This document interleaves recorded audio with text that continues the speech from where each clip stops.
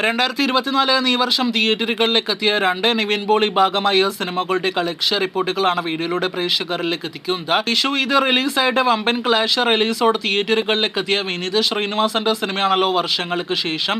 പ്രണവ്, ധ്യാൻ, നിവിൻ പോളി, അജു വർഗീസ്, ബേസിൽ Joseph, Asif Ali, Kalyani Priyadarshan തുടങ്ങി നിറയെ താരനിരയോട് തിയേറ്ററുകളിലേക്ക് എത്തിയ സിനിമ ഏറെക്കുറെ ഫൈനൽ റണ്ണിലേക്ക് അടുത്തുകൊണ്ടിരിക്കുകയാണ്.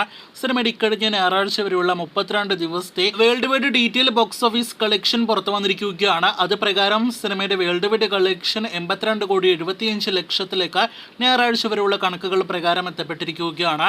കേരളത്തിൽ 38,55,00,000, റെസ്റ്റ് ഓഫ് ഇന്ത്യയിൽ നിന്ന് 7,70,00,000, വിദേശ രാജ്യങ്ങളിൽ നിന്ന് 36,50,00,000 എന്നിങ്ങനെ ഗ്രോസ് കളക്ഷൻ നേടിയെടുത്ത സിനിമയാണ്.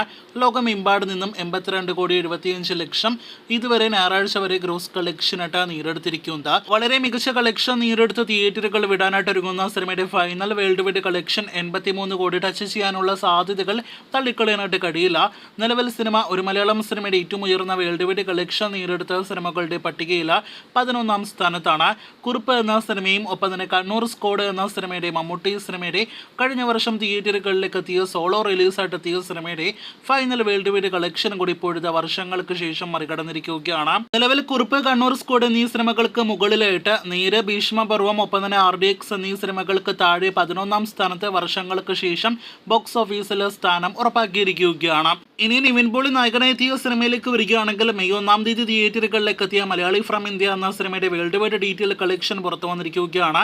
അത് പ്രകാരം 18 കോടി രൂപയ്ക്ക് മുകളിലേക്ക് സിനിമയുടെ വേൾഡ് വൈഡ് ഗ്രോസ് കളക്ഷൻ നേരത്തെ പ്രതീക്ഷിച്ച പോലെ എത്തപ്പെട്ടിരിക്കുകയാണ്. തിങ്കളാഴ്ച വരെയുള്ള കണക്കുകൾ പ്രകാരം കേരളത്തിൽ 10,40,00,000, റെസ്റ്റ് ഓഫ് ഇന്ത്യയിൽ നിന്ന് 1,60,00,000, കൂടാതെ വിദേശ രാജ്യങ്ങളിൽ 7 ലക്ഷത്തിലധികം ഡോളേഴ്സ്, അതായത് 6 കോടിയോളം രൂപ ഗ്രോസ് കളക്ഷൻ നേടിയെടുത്ത സിനിമ 18 കോടിയാണ് ലോകമെമ്പാട് നിന്നും ഇക്കഴിഞ്ഞ 13-14 ദിവസങ്ങൾ കൊണ്ട് ഗ്രോസ് കളക്ഷനായിട്ട് നേടിയെടുത്തിരിക്കുന്നത്. സിനിമയുടെ ഫൈനൽ കളക്ഷൻ 20 കോടി കടക്കാനുള്ള സാധ്യതകൾ വളരെ വളരെ കുറവാണ്.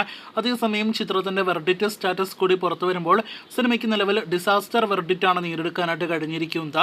അതിന്റെ പ്രധാനപ്പെട്ട കാരണം സിനിമയുടെ ബഡ്ജറ്റ് തന്നെയാണ്. 30 കോടിയോളം ബഡ്ജറ്റിൽ തിയേറ്ററുകളിലേക്ക് എത്തിയ സിനിമയ്ക്ക് വേൾഡ് വൈഡ് ഷെയർ ആയിട്ട് 10 കോടി രൂപ പോലും, അതായത് 1/3 പോലും നേടിയെടുക്കാനായിട്ട് കഴിഞ്ഞിട്ടില്ല. ഇതോടെ സിനിമ ഡിസാസ്റ്റർ സ്റ്റാറ്റസ് ഉറപ്പാക്കിയിരിക്കുകയാണ്. അപ്പോൾ വിനീതിന്റെ വർഷങ്ങൾക്ക് ശേഷം എന്ന സിനിമയിലൂടെ തിരിച്ചു വന്ന നിവിൻ പോളി ഡിജോയുടെ മലയാളി ഫ്രം ഇന്ത്യ എന്ന സിനിമയിലൂടെ തിരികെ പോയിരിക്കുകയാണ്. മുൻ സിനിമകളെക്കാൾ ഭേദപ്പെട്ട ബോക്സ് ഓഫീസ് പ്രകടനം മലയാളി നടത്തി എന്നത് മാറ്റി നിർത്തിയാൽ നിവിന്റെ ഒരു സോളോ ഒരു ബോക്സ് ഓഫീസ് വമ്പൻ പ്രകടനത്തിനായിട്ട് ഇനിയും നാം കാത്തിരിക്കണമെന്നർത്ഥം.